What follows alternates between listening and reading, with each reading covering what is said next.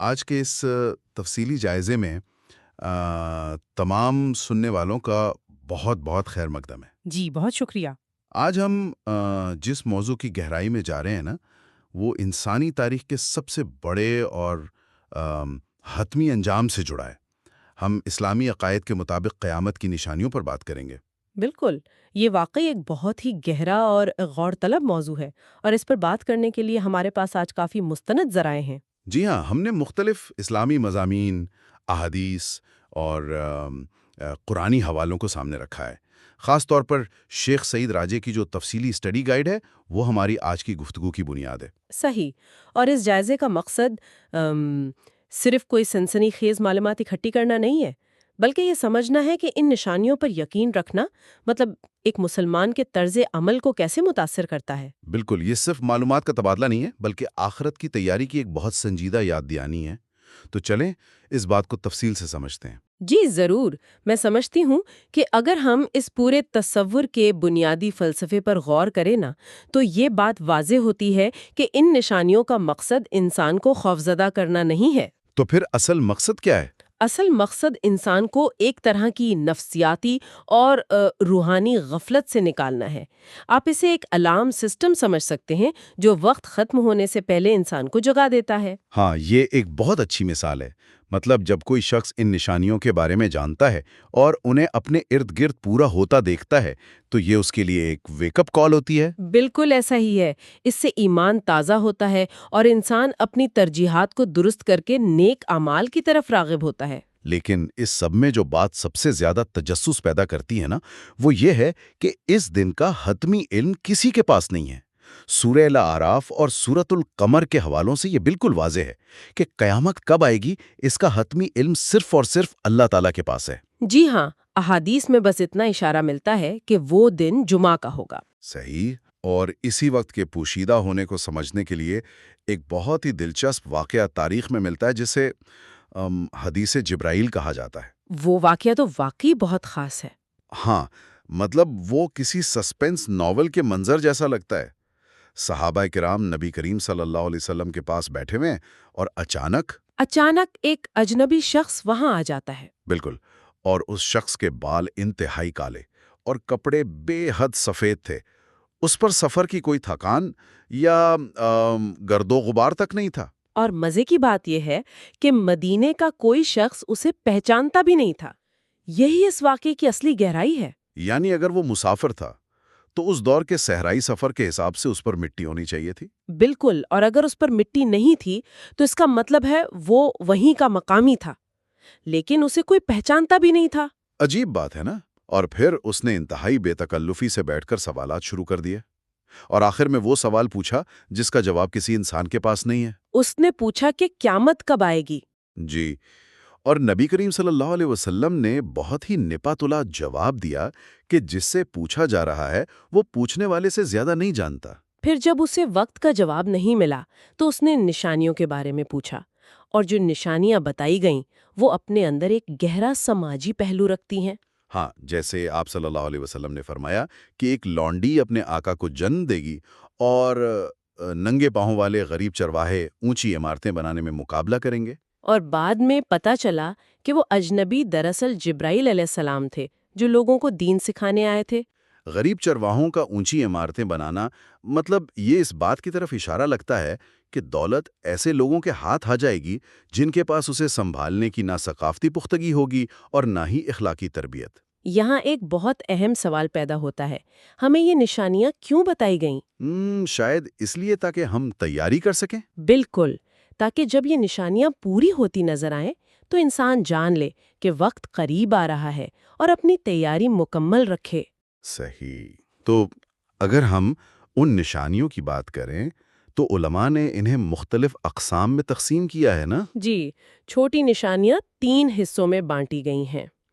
ایک وہ جو ہو گزریں اور دوبارہ نہیں ہوں گی، دوسری وہ جو ماضی میں شروع ہوئیں اور اب بھی جاری ہیں، اور تیسری وہ جو مستقبل میں ظاہر ہوں گی۔ تو پہلے ان نشانیوں کی بات کرتے ہیں جو مکمل ہو چکی ہیں۔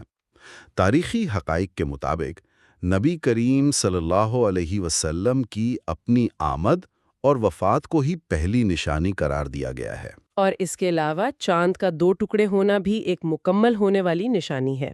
ہاں، اور پھر 639 میں آنے والی امواس کی طاعون۔ اس واقعے نے مجھے بہت سوچنے پر مجبور کیا۔ جی، اس طاعون نے ہزاروں جانیں لیں، جن میں کئی نامور صحابہ بھی شامل تھے۔ اور یہ وبا عین اس وقت پھیلی جب مسلمانوں نے شام میں عظیم فتوحات حاصل کی تھیں۔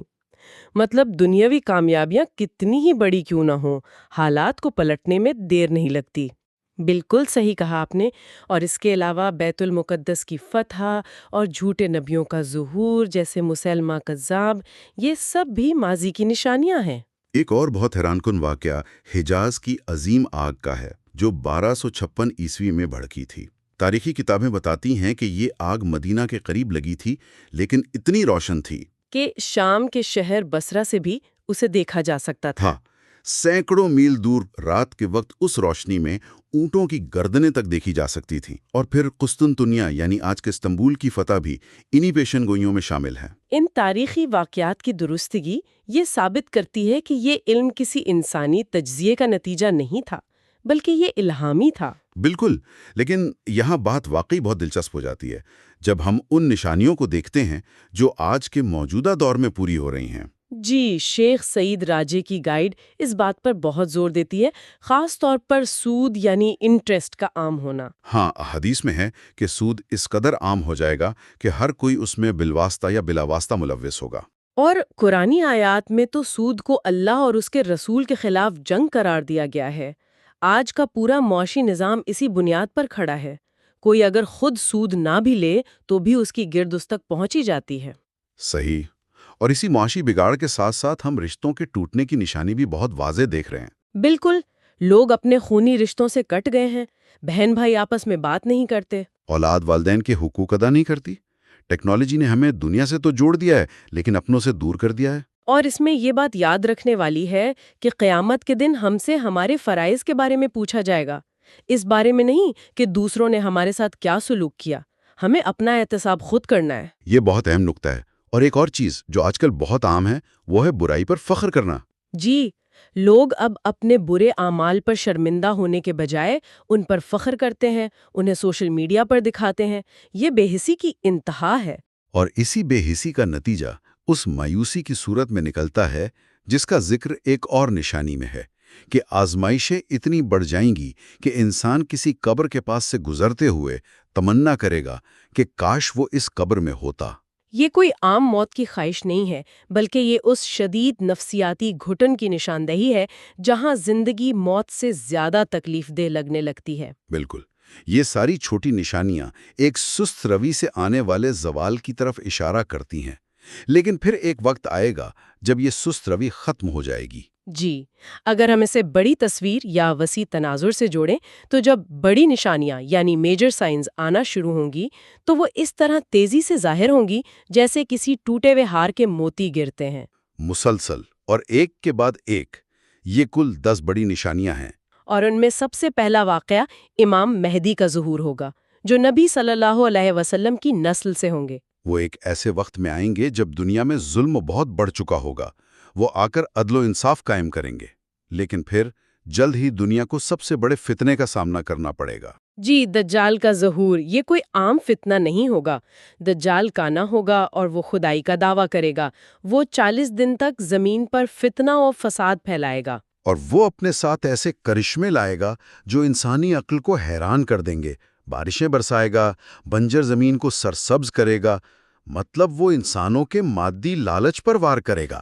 بالکل، اور جب حق اور باطل کی پہچان مشکل ہو جائے گی تب حضرت عیسیٰ علیہ السلام کی واپسی ہوگی۔ ہاں، وہ دمشق میں نازل ہوں گے اور پھر وہ دجال کا پیچھا کر کے اسے یروشلم کے قریب لد کے مقام پر شکست دیں گے۔ اس کے بعد باطل کی تمام علامتیں ٹوٹ جائیں گی اور ایک عارضی امن قائم ہوگا، لیکن پھر ایک اور بڑی آزمائش آئے گی، یاجوج اور ماجوج۔ یہ وہ فسادی قوم ہے جسے حضرت ذوالقرنین نے ایک دیوار کے پیچھے قید کیا تھا۔ جب وہ دیوار ٹوٹے گی تو وہ زمین پر تباہی مچا دیں گے۔ اور وہ اتنی بڑی تعداد میں ہوں گے کہ انسان ان کا مقابلہ نہیں کر سکیں گے، لیکن پھر اللہ تعالیٰ انہیں ایک چھوٹی سی بیماری کے ذریعے ہلاک کر دے گا۔ اس سے ثابت ہوتا ہے کہ اللہ کے سامنے بڑی سے بڑی طاقت کی کوئی حیثیت نہیں ہے۔ اس کے بعد زمین پر 3 بڑے دھنسنے کے واقعات ہوں گے، لینڈ سلائیڈز ہوں گے۔ جی ہاں، ایک مشرق میں، ایک مغرب میں اور ایک جزیرہ نما عرب میں۔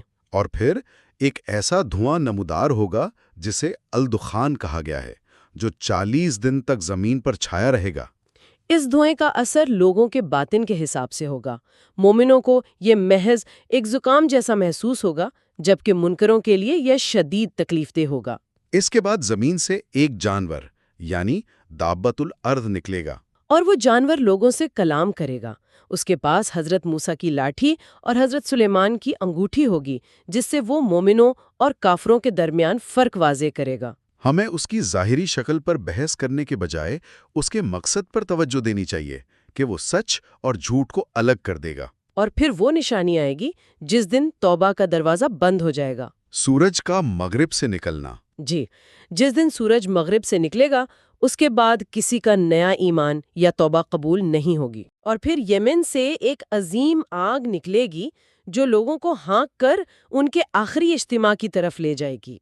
انہی آخری واقعات کے دوران کعبہ کو حبشہ کے ایک شخص کی طرف سے گرا دیا جائے گا، اور پھر ایک نہایت خوشگوار ہوا چلے گی جو تمام مومنوں کی روحیں قبض کر لے گی۔ یعنی جب دنیا کا آخری اور سب سے لرزہ خیز دھماکہ ہوگا تو زمین پر کوئی بھی نیک انسان موجود نہیں ہوگا۔ دنیا میں صرف برے لوگ بچیں گے جن پر قیامت قائم ہوگی۔ تو اس سب کا اصل مطلب کیا ہے؟ ہم اس سارے علم کو اپنی زندگی سے کیسے جوڑیں؟ اگر اس سب کا خلاصہ کیا جائے تو انسان کی کہانی ایک دن اپنے انجام کو پہنچنے والی ہے، اور نبی صلی اللہ علیہ وسلم کا 7ویں صدی میں ان چیزوں کی پیشین گوئی کرنا ان کی نبوت کی سچائی کی بہت بڑی دلیل ہے۔ بالکل۔ ہمیں ان نشانیوں کی تفصیلات میں الجھ کر خوفزدہ نہیں ہونا، بلکہ اسے اللہ کی رحمت سمجھنا ہے، جس نے ہمیں پہلے سے خبردار کر دیا تاکہ ہم اپنی اصلاح کر سکیں۔ ہاں، یہ ایک روڈ میپ ہے ہمارے لیے۔ لیکن اس پروگرام کا اختتام کرتے ہوئے میرے ذہن میں ایک بہت ہی غور طلب بات آ رہی ہے۔ جی بتائیے۔